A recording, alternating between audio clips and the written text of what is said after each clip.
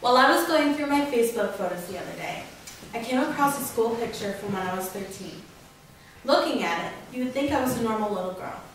You would think that the girl in the photo was like everyone else going through an awkward stage in the 7th grade.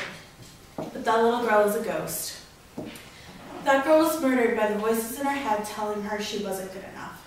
That little 13-year-old girl was shattered by the monsters that lived inside of her.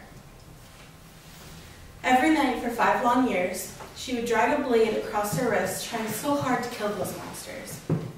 You see, they dragged her down. They made her believe that she was unworthy. They made her believe she was ugly. They screamed, "Nobody cares, nobody loves you, and nobody ever will." Those monsters ate away her insides, leaving her feeling empty.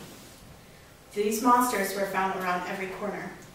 They would magazine articles declaring that she would never be pretty if she weren't a size 0. They were the woman who made her lose her innocence at the age of 4. They were the boys who picked on her in the 3rd grade, telling her to stop eating so many cookies. They were the voices of 1,000 insecurities society forced her to have. They never went away. No matter how hard she tried, they wouldn't stop. One day, the voices were too loud. One day, they bit away her lost reserve. She latched on to her ever-present blade, and she pressed it to her pale baby wrists. As she bled onto her pillow, the greedy monsters pleaded, "More, more. Don't stop until the job is done. More." So she gave up. Monsters cheered as she slipped from the world. The last I knew, that little girl was gone. I don't remember everything that happened that night. I remember waking up after passing out in my bedroom. I remember being angry that I had woken up. So I bandaged up the wounds and I went back to sleep. The next morning, I went to school and my friends saw the bloody band-aids and the dark half-moons found beneath my eyes. Halfway through the day, I was called into the counselor's office. The woman told me that someone had let her know what they had seen. She told me that I had a choice. I either had to fight the monsters or I would never have the chance to live again. Standing in front of you is what became of the little girl who hated herself. Standing in front of you as a survivor.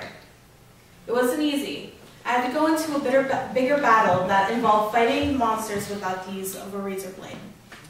I surrounded myself with images of people who matter not because of their looks, but because they made something of themselves. I surrounded myself with people who loved me. No matter how hard it was, I told myself that I didn't have to listen to the monsters. I could reject the images of skinny girls everyone wanted me to be. I could eat all the cookies that I wanted, and I could reclaim my innocence. I could shout out to the world, "I'm here and I am not leaving. You can't make me hate myself." The little girl I once was is buried in here somewhere.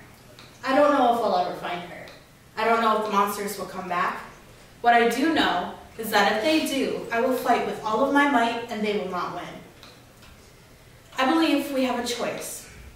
I believe we can either keep letting these monsters kill us, or we can take a stand and banish them. We can scream at the top of our lungs, "No, I am worth it. I'm beautiful and I'm wanted. I'm somebody whose life matters." I believe that one day I will wake up and I will be able to be that little girl again. I believe that one day those monsters won't ever have the chance to hurt us.